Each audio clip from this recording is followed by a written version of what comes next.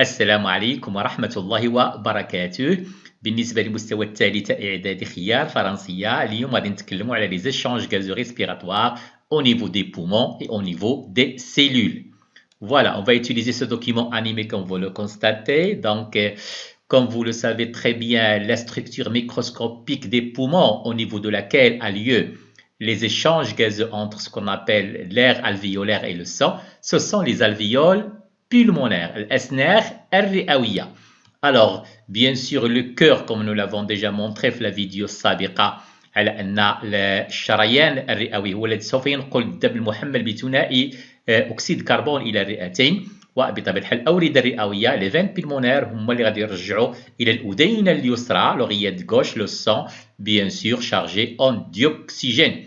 Bien sûr, de l'oreillette gauche, le sang va passer vers le ventricule gauche et il sera propulsé dans ce cas-là vers l'artère aorte qui va le distribuer vers tous les organes. هادشي بينا في الفيديو السابق. نشوفوا الآن ماذا يحدث على مستوى الرئة وبالضبط على مستوى الأسنان الرئوية. Voilà. Effectivement, comme vous le constatez, il y a un échange gazeux entre l'air alvéolaire، هذه راه سنخ رئوي واحد كما تلاحظون معي. الدم الذي يصل إلى الرئة يكون محمل بثنائي أكسيد الكربون، donc il est chargé en dioxyde de carbone comme vous le constatez. Donc le sang va se libérer، voilà سوف يتخلص من ثنائي أكسيد الكربون ويحمل بثنائي الأكسجين. إذا الدم عند مغادرته للرئة يكون محملا بثنائي الأكسجين. لاحظوا معي بطبيعة الحال فيما يخص الدم الداخل للرئة نسبة O2 فهي منخفضة بينما CO2 مرتفعة، alors que في الدم الخارج من الرئة يحدث العكس، بحيث نلاحظ على أن نسبة الديوكسيجين O2 بطبيعة الحال مرتفعة، إذن il est chargé en dioxygène, alors que bien sûr sa teneur en CO2 il est très faible. C'est clair un petit peu je pense. Voilà.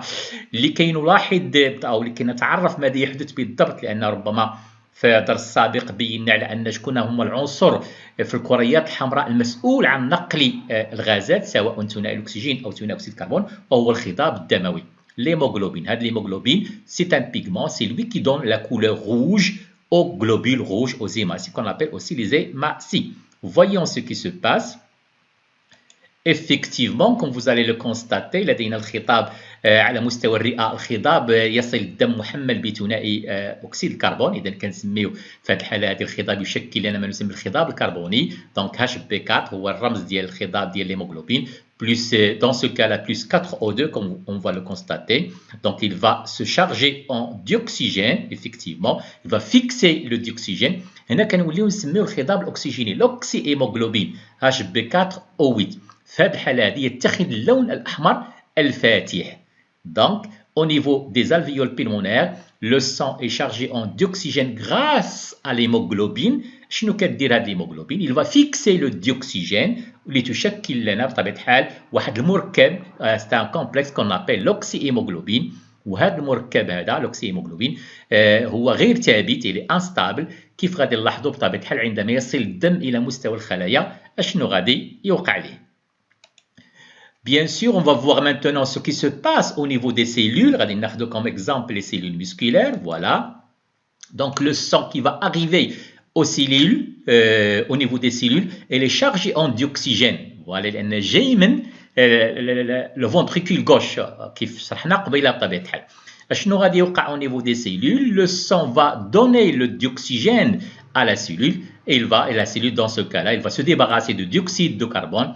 Et le sang qui va quitter cette fois-ci l'organe. Bien sûr, l'organe, quand je parle de l'organe, c'est un ensemble des cellules.